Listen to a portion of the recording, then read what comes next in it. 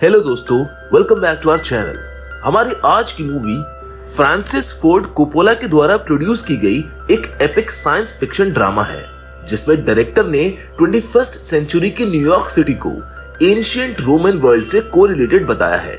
इस मूवी में फ्रांसिस ने यह दर्शाने की कोशिश की है कि किस तरह अमेरिका में हो रही चीजों से उसकी भी हालत एंशिएंट रोम की तरह ही हो सकती है और वहां के लोग अपनी डेमोक्रेसी को भी लूज कर सकते हैं। ये फिल्म काफी इंटरेस्टिंग है, इसीलिए अब टाइम और वेस्ट ना करते हुए चलिए स्टार्ट करते हैं आज की इस कहानी को। Hollywood silver screen presenting megalopolis. ये कहानी है सीजर कैटिलिना नाम के एक फ्यूचरिस्टिक आर्किटेक्ट की, जो कि डिजाइन अथॉरिटी का चेयरमैन भी है। उसके पास है एक खास मैजिक पावर, जिसकी मदद से वो टाइम को रोक सकता है। सीजर एक बहुत ही टैलेंटेड बंदा है, जिसने मेगलन नाम के एक मटेरियल को इन्वेंट किया है, जिसके लिए उसे नोबेल प्राइज भी मिला है। वो यूनाइटेड स्टेट्स, जिसे इस मूवी में न्यू रोम बताया गया है, वहां का एक रेजिडेंट है। न्यू रोम को कुछ एलीट फैमिलीज रूल करती हैं, जिनकी बहुत ही स्ट्रिक्ट मोरल कोड्स हैं। ये एलीट फैमिली के मेंबर्स रूलर्स तो जरूर हैं, पर इन्हें सिर्फ अपने ऐशो आराम से ही मतलब है, ना कि वहां के लोगों से। सीजर भी इसी तरह की एक फैमिली से आता है, जो कि लोगों के बीच काफी पॉपुलर है। सीजर अपने द्वारा इन्वेंट की गई मेगलन से रोम को नए तरह से कंस्ट्रक्ट करना चाहता है। मूवी की शुरुआत में हम सीजर को एक बड़ी बिल्डिंग के टॉप फ्लोर पर खड़ा हुआ देखते हैं, जहां से वो नीचे कूदने की कोशिश कर रहा होता है, पर तभी वो अचानक से टाइम को रोक देता है, जिससे सभी चीजें फ्रीज हो जाती हैं। कुछ देर के बाद वो सभी चीजों को वापस से नॉर्मलाइज कर देता है। यहाँ से सीन एक बार में शिफ्ट होता है, जहाँ बहुत से लोग ड्रग्स और अल्कोहल में डूबे हुए होते हैं। इस पार्टी में हम मिलते हैं जूलिया सिसेरो से, जो कि न्यू रोम के मेयर फ्रैंकलिन सिसेरो की बेटी है। कुछ देर बाद उसका ड्राइवर उसको पिक करने के लिए आता है, जिसके बाद जूलिया अपने घर जाने के लिए रवाना हो जाती है। रास्ते में जूलिया की कार एक एरिया में आकर रुकती है, जहां से सभी लोगों को दूर किया जा रहा था। असल में उस जगह के बिल्डिंग्स को गिराया जा रहा था, ताकि वहां पर शहर के लिए कुछ नया बनाया जा सके। इस चीज को चेयर पर बैठा एक आदमी रेगुलेट कर रहा था, पर जूलिया उसका चेहरा नहीं देख पा रही थी। कुछ देर के बाद वो बिल्डिंग कोलैप्स होने लगती है, पर तभी जूलिया नोटिस करती है कि सभी चीजें फ्रीज हो गई हैं, जिसके तुरंत बाद सब वहां पे नॉर्मल हो जाता है। असल में जूलिया ही एक ऐसे इंसान थी जो कि सीजर के मैजिक से फ्रीज नहीं होती थी। इन सब के बाद जूलिया वापस अपने घर चली जाती है, जिसके कुछ दिनों बाद सीजर अपने मेगलन से रोम को रिक्रिएट करने का विजन दुनिया के सामने लाने की कोशिश करता है। मगर मेयर फ्रैंकलिन को उसके आइडियाज कुछ खास पसंद नहीं थे, जिसकी वजह से वो दोनों आपस में एक दूसरे के बड़े राइवल्स थे। इसी तरह एक पार्टी में मेयर फ्रैंकलिन सिसेरो और सीजर न्यू रोम को रिकंस्ट्रक्ट करने का अपना विजन शेयर करते हैं। मेयर और उसके लोग एक फन कैसीनो खोलने की बात करते हैं, जहां बहुत से न्यू इलेक्ट्रॉनिक गेमिंग डिवाइसेस भी होंगे और बहुत सी मॉडर्न टेक्स होगी। लेकिन तभी वहां पर सीजर की एंट्री होती है, जिससे सभी बहुत एक्साइटेड हो जाते हैं। सीजर बताता है कि क्योंकि वो डिजाइनर अथॉरिटी का चेयरमैन है, इसीलिए वो जगह जहां मेयर कैसीनो खोलने की बात कर रहे हैं वो उसके अंडर में आती है। वो चाहता है कि वहां पर मेगलन की मदद से कुछ अनोखा बनाया जाए, जिस पर मेयर उसका बहुत मजाक बनाते हैं और उसे कहते हैं कि लोगों को सपने नहीं, पैसे, काम और नौकरी की जरूरत है। जिस पर सीजर उनसे बहस करते हुए उनको स्लम लॉर्ड कहकर बुलाता है, जिससे मेयर बहुत ज्यादा गुस्सा हो जाते हैं। वो सीजर पर उसकी वाइफ को मार डालने का भी इल्जाम लगाते हैं, जिसकी बॉडी आज तक नहीं मिली है, और इसी के साथ माहौल वहां का बहुत गर्म हो जाता है। मेयर के लोग उसको वहां से ले जाते हैं। ये सब दूर खड़ी जूलिया देख रही होती है, जिसे सीजर एक दिलचस्प आदमी लगने लगता है। उसी रात हम जूलिया को एक डिजाइनर इवेंट में देखते हैं, जहां पर वो अपने लिए ड्रेस सिलेक्ट कर रही होती है। वहीं सीजर एक फ्लैट में जाता है, जहां एक लेडी वाव प्लेटिनम उसका इंतजार कर रही होती है। सीजर उसको भी अपना मेगालोपोलिस का आइडिया शेयर करता है, मगर उसका इसमें कोई इंटरेस्ट नहीं होता है, जिसके बाद वो दोनों इंटीमेट हो जाते हैं। इसी बीच वाव सीजर से कहती है कि वो उससे प्यार करती है, जिसको सुनकर सीजर को उसकी वाइफ सनी के व्यूज आने लगते हैं और वो उसको छोड़कर वहां से चला जाता है। कुछ दिनों के बाद जूलिया अपना भेष बदलकर सीजर से मिलने आती है और वो उसको वो लेटर रिटर्न करने के लिए कहती है, जो उसने कल रात उसको भेजा था। सीजर उसको वापस करने की जगह उसको पढ़ लेता है, जिसमें उसने सीजर का एक फोटो, जो कि न्यूज़पेपर में आया था, उस पर कुछ लिखकर उसको भेजा हुआ था। जूलिया को देखकर सीजर उसको पहचान जाता है, जिसके बाद जूलिया और सीजर आपस में बहुत सी बातें करते हैं। वो दोनों आपस में अपने व्यूज शेयर करते हैं। जूलिया को सीजर की पर्सनालिटी काफी पसंद आती है और वो उसमें काफी इंटरेस्ट शो करती है। जब जूलिया सीजर से उसके आइडियाज के बारे में पूछती है, तो वो पहले तो उसको कुछ नहीं बताता, क्योंकि उसको लगता है कि उसको समझने के लिए उसके पास इतना दिमाग नहीं है। पर जाते वक्त बातों बातों में जूलिया सीजर से एक ऐसा सवाल पूछ लेती है जिसको सुनकर सीजर को समझ आ जाता है कि वो भी एक अच्छा ब्रेन कैरी करती है। वो जूलिया को अपने स्पेशल रूम में ले जाता है जहाँ बहुत से बच्चे होते हैं, जिन्हें देखकर जूलिया थोड़ा शॉक्ड हो जाती है। जिसके बाद वो जूलिया को अपनी आंखें बंद करके उसके अंदर आने के लिए कहता है। आंखें बंद कर जूलिया खुद को एक ड्रीम वर्ल्ड में पाती है, जहाँ पर वो देखती है कि सभी लोग एक दूसरे की हेल्प कर रहे हैं और बहुत खुश हैं। वो सीजर के इस फ्यूचरिस्टिक विजन से बहुत खुश होती है, पर तभी उसको याद आता है कि उसके अपने पिता पावर और पैसे के लिए उसका ये वर्ल्ड, जो कि मैगलन से बना हुआ है, उसे एक्सेप्ट नहीं कर रहे हैं। ये सोचकर वो काफी दुखी हो जाती है। इन सब के बाद जूलिया अपने डैड के साथ एक पॉलिटिकल रैली में जाती है, जहाँ पर वो अपने डैड को सीजर के बारे में बताती है और ये भी कि वो उसके लिए काम करने लगी है। ये सुनकर मेयर उससे दूर रहने के लिए कहता है, क्योंकि उसकी नजर में वो एक अच्छा इंसान नहीं है। तभी सीजर की कार रैली के बीच में से निकलती है, जिस पर जूलिया कहती है कि वो उसको ड्रॉप करने के लिए आया था। जिसके बाद जूलिया अपने दोस्तों के साथ वहां से चली जाती है। उसी रात हम सीजर को देखते हैं जो अपने लैब में बैठकर काम कर रहा होता है और तभी उसको अपनी वाइफ सनी के विजन्स आना शुरू हो जाते हैं, जो उसको बुला रही होती है। इन सब की वजह से वो अपने काम पर फोकस नहीं कर पा रहा था।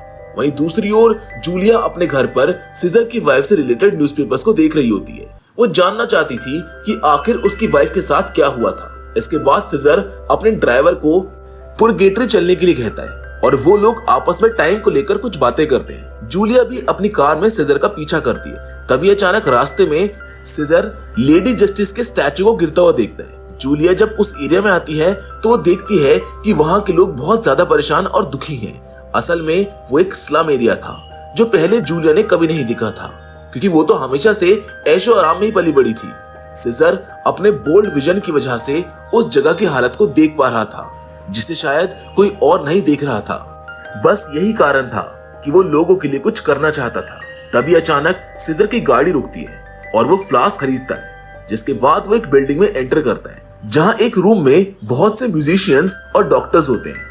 वहीं बेड पर उसकी वाइफ लेटी हुई होती है, जो कि अब भी जिंदा होती है, पर असल में वहाँ कोई नहीं होता, बल्कि वो सब कुछ सीजर का वहम होता है। ये सब देखकर जूलिया को बहुत दुख होता है और वो वापस अपनी कार में आ जाती है। अगले दिन जूलिया और सीजर लिफ्ट से एक बिल्डिंग में जाते हैं, जहाँ सीजर उसे सबसे ऊपर के फ्लोर पर ले जाता है। वहां से जूलिया सीजर के बनाए हुए यूटोपिया को देखती है और उसको वहां का नजारा लाजवाब लगता है। कुछ समय के बाद वाओ प्लेटिनम, जो कि एक टीवी प्रेजेंटर है, वो और सीजर के अंकल हैमिल्टन क्रेसस थर्ड, जो कि दुनिया का सबसे अमीर इंसान है, वो शादी करने का अनाउंसमेंट करते हैं। उन लोगों की शादी की एक ग्रैंड पार्टी रखी जाती है, जिसमें शहर के काफी अमीर लोग शामिल होते हैं। कुछ टाइम बाद वहां पर जूलिया आती है, जो सीजर का इंतजार करती है। पर जब सीजर वहां पर आता है तब उसके हाथ में एक वाइन का ग्लास होता है और वो काफी ड्रंक होता है। जूलिया उसको संभालती है और अंदर ले जाती है। तभी वहां पर pop star Vesta Sweet Water की एंट्री होती है, जिसने सीजर के मैगलन से बनी हुई एक ड्रेस पहनी हुई होती है। वो ड्रेस ऐसी होती है जिसको पहनकर वेस्टा इनविजिबल सी हो जाती है। वेस्टा एक वर्जिन कम्युनिटी का पार्ट थी, जिसे काफी प्योर माना जाता था। सीजर की मदर को उसके अंकल का ये सब कुछ करना बिल्कुल भी अच्छा नहीं लग रहा था, क्योंकि वो खुद एक बहुत ही बूढ़े आदमी थे और इस उम्र में शादी कौन करता है। खैर, सीजर को इन सभी बातों से कोई खास फर्क नहीं पड़ता था। वो तो बस अपनी फैमिली पार्टी में एंजॉय करने आया था। उस पार्टी में बहुत से लोगों को परफॉर्म करने के लिए बुलाया जाता है। वहीं सीजर अपनी दुनिया में खो जाता है। वो बहुत सारे ड्रिंक और नशा करता है। वहीं एक रिपोर्टर जूलिया से बहुत से सवाल करती है, जहां वो से ये भी पूछती है कि क्या वो और सीजर एक दूसरे को डेट कर रहे हैं, जिस पर वो कोई जवाब नहीं दे पाती है। मेयर फ्रैंकलिन भी उस पार्टी में मौजूद होते हैं, जिन्हें अपनी बेटी की काफी चिंता होती है, क्योंकि वो अब सीजर के लिए काम करती है। अब आगे हम सीजर को देखते हैं, जो पार्टी के किसी कोने में जाकर कुछ अजीब सी बातें खुद से ही कर रहा होता है, जहां बीच बीच में उसे अपनी वाइफ सनी के भी फ्लैशबैक आते रहते हैं। वहीं दूसरी ओर सीजर का कजन क्लॉडियो उस इवेंट में एक वीडियो क्लिप को रिलीज करवा देता है। उस वक्त वेस्टा स्वीट वाटर का परफॉर्मेंस चल रहा होता है। वो परफॉर्मेंस वहां मौजूद लोगों से सिंपैथी और पैसे लेने के लिए किया जा रहा था। तभी अचानक एक वीडियो स्क्रीन पर चलने लगती है, जहां वेस्टा स्वीट वाटर और सीजर एक दूसरे के साथ इंटीमेट होते हुए नजर आते हैं। ये देखकर तो सबके पैरों तले जमीन खिसक जाती है, क्योंकि virgins high level of purity को सिंबलाइज करती थी। और इस वीडियो ने तो उनके रिलीजियस बिलीफ पर ही सवाल उठा दिए थे। इस वीडियो को देखकर पब्लिक भड़क जाती है और सभी लोग वेस्टा पर बहुत ज्यादा गुस्सा करते हैं। तभी मेयर सभी को शांत करने की कोशिश करता है और सीजर की बेइज्जती करने लगता है। उसे तो ये अच्छा मौका मिल गया था सीजर को सबक सिखाने का। मेयर सीजर को उसी वक्त अपनी पोस्ट से रिजाइन करने के लिए कहता है और उसके सपोर्टर्स वेस्टा के स्टेज की जगह पर कब्जा कर लेते हैं। वहीं सीजर इन सभी बातों से अनजान अपनी दुनिया में ही खोया होता है। वो धीरे धीरे पागलों की तरह बिहेव करने लगता है। उसने जरूरत से ज्यादा ड्रग कंज्यूम किया होता है, जिसकी वजह से उसका माइंड अब उससे कंट्रोल में नहीं होता। जूलिया उसकी मदद करती है और उसे कार से लेकर वहां से जा रही होती है कि तभी पुलिस वहां पर आ जाती है, जो उसे एक माइनर के साथ इंटीमेट होने के लिए पकड़ लेती है और उसे कस्टडी में ले लिया जाता है। आगे सीजर की जब जेल में आंख खुलती है तो वो टाइम को एक बार फिर रोकने की कोशिश करता है, पर वो ऐसा नहीं कर पाता है। उसी बीच जूलिया पता लगा लेती है कि वेस्टा असल में इंडोनेशिया में पैदा हुई थी और वो एक माइनर नहीं है, बल्कि उसकी उम्र तो 20 साल है, जिसका मतलब था कि अब वो सीजर को बचा सकती थी। अगली सुबह वो अपने डैड के पास जाती है, जो उसकी बात मानने से मना कर देते हैं। जिसके बाद वो सीजर के अंकल हैमिल्टन से मिलने जाती है, मगर वहां पर उसकी वाइफ वाव प्लैटिनम उसे उससे मिलने नहीं देती है और उसको वहां से निकाल देती है। जिसके बाद जूलिया ये न्यूज रिपोर्टर के थ्रू मीडिया में अनाउंस करवा देती है और इसी के साथ सीजर और उसकी रेपुटेशन बच जाती है। कुछ दिनों के बाद जूलिया सीजर से मिलने जाती है, जो अपनी बिल्डिंग पर बैठा हुआ होता है।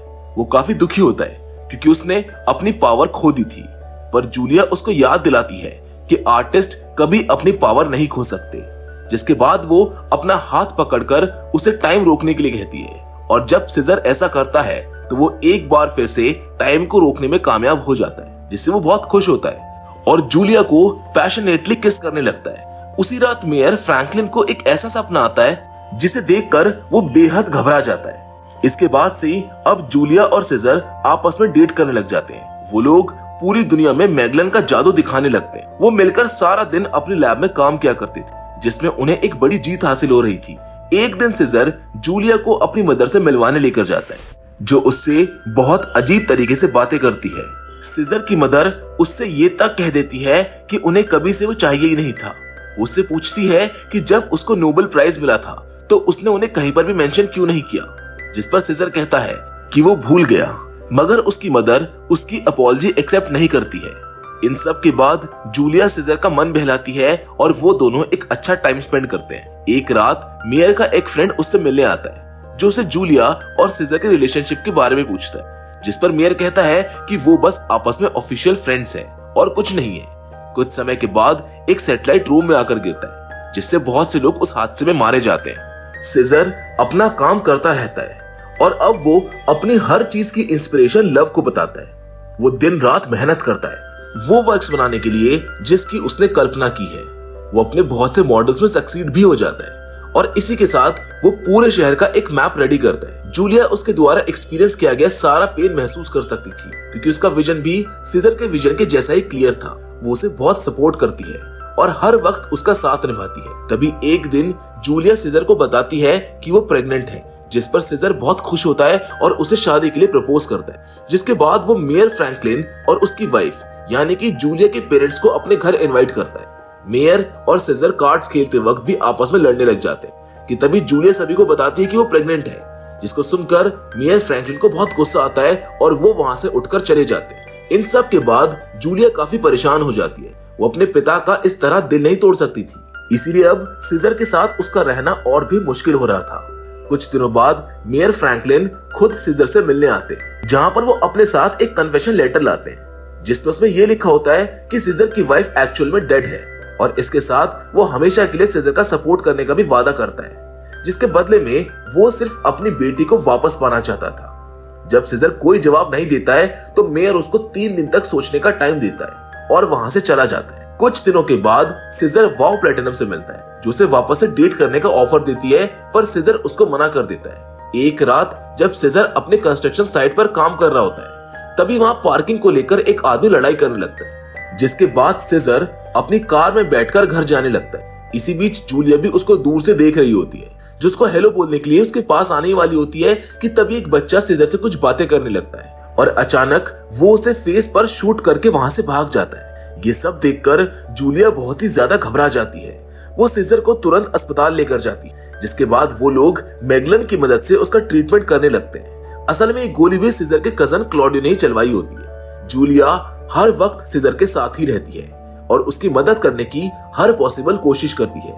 इसी बीच सीजर भी अपने माइंड में कई तरह के थॉट से लड़ता रहता है। कुछ दिनों बाद ठीक होकर जब सीजर अंकल हैमिल्टन से मिल जाता है तो उस वक्त भी वाव उसको अपने साथ आने का ऑफर देती है, लेकिन सीजर उसको मना कर देता है। जिसके बाद वो अपने अंकल से पूछता है कि आखिर उसके सभी अकाउंट्स फ्रीज कैसे हो गए, जिस पर वो उसको कहते हैं कि शायद कुछ प्रॉब्लम होगी। असल में वो सारे अकाउंट्स वाव ने सीज करवाए थे, क्योंकि अब वो अपनी दौलत किसी के साथ बांटना नहीं चाहती थी।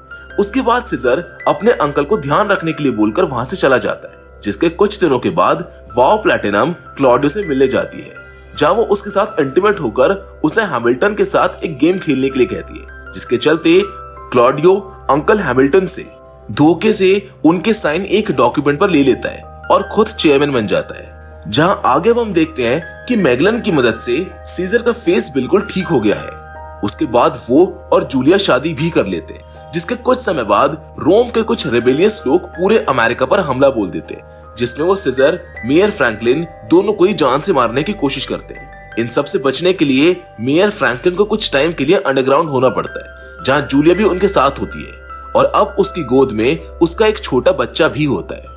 मेयर अब भी सीजर की तरफ कोई हमदर्दी नहीं दिखाता है। वो अब भी यही मानता है कि सीजर एक पागल है जो कि दुनिया को बर्बाद कर देगा। इसी बीच हैमिल्टन गुस्से में वाव प्लैटिनम और क्लॉडियो पर बो और एरो से अटैक कर देता है, जिससे वाव की वहीं पर डेथ हो जाती है। कुछ दिनों के बाद जब अमेरिका की हालत काफी खराब होती है, उसी बीच सीजर, जिसे बहुत से लोग अब मरा हुआ समझ रहे थे, वो लोगों के सामने आता है। वो उन सबको एक स्पीच देता है। सीजर की बातें इतनी मोटिवेटिंग होती है कि कोई भी उस वक्त श्योर नहीं कर पा रहा था। सीजर का फ्यूचर को लेकर विजन इतना क्लियर था कि सभी लोगों को उसकी बातें सही लग रही थी।